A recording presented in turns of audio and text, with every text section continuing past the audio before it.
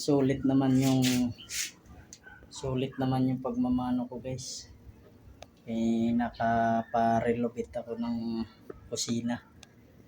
Kusina ko sa bahay. Yan o. Ito guys o. Yan. Yan. Sulit naman yung pagmamano ko guys. Kahit nakakapagod.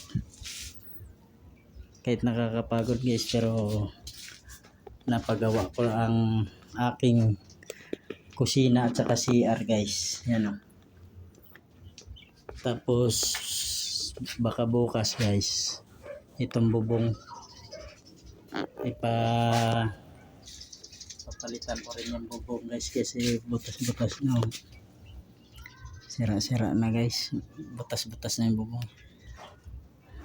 Yan o. Ang bilis ng gumagawa ng ano ko guys. Ang bilis gumagawa sa bahay ko guys. Yan ano na sila. Tapos na sila ng palitada guys. Sulit naman ang pagmamano ko kahit nakakapagod. Unloading. Kahit nakakapagod guys. Pero tingnan mo yung nagawa guys sa pagmamano ko guys. Oh. Grabe guys. Sulit.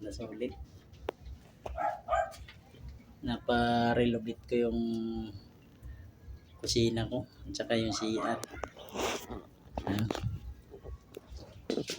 Medyo madungis pa lang guys kasi ayan, hindi pa tapos sila medyo madungis pa guys yung bahay ko guys. Siguro mga 3 araw pa guys. Tapos na to. Grabe, sulit. Tuwa talaga ako guys. Tuwa talaga ako. Bliss talaga to guys. Bliss talaga to kasi napagawa ko yung bahay. Napa-relocate ko yung kusina, CR. Tapos yung sala, napalakihan ko guys. Napalakihan ko yung sira. Kaya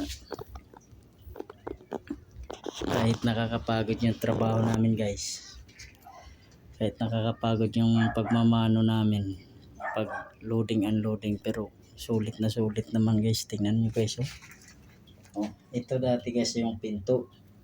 Ito yung pinto dati. Yan, sinarado yan para maurong pa yung tapos yung CR guys oh. Yan. Medyo malaki-laki na guys. Ang kusina guys. Dati ang kusina kong ginawa guys dati, kahoy lang, dito pa yun.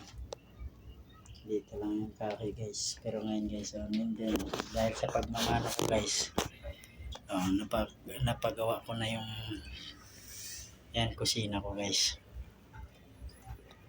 Yan di ba guys? Ang ganda Sulit ang pagod ni Boy Mano. Kasi may napundar siyang pagawa Tiyaga lang guys. Tiyaga lang. Sulit guys. Grabe. Sulit ang pagmamano ko. Napagawa ko ito naparelocate ko yung bahay. Kaya bliss talaga. Maraming salamat guys. Like and share na lang. Subscribe na rin sa YouTube channel ko. Ay siya nga pala, ito kaya madungis ako guys. Galing ako sa galing ako sa loading. So naka-income na naman ako ng 1,000. Yan. Malaki guys, malaki ang kita sa pagmamano. Kaso kailangan mong kailangan mong magtiis ng pagod, init, at saka patibayan na lang ang loob guys kasi sobrang init sa loob ng container.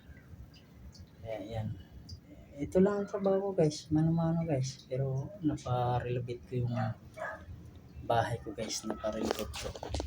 Oh. Diba guys? Kaya ayan guys, thank you.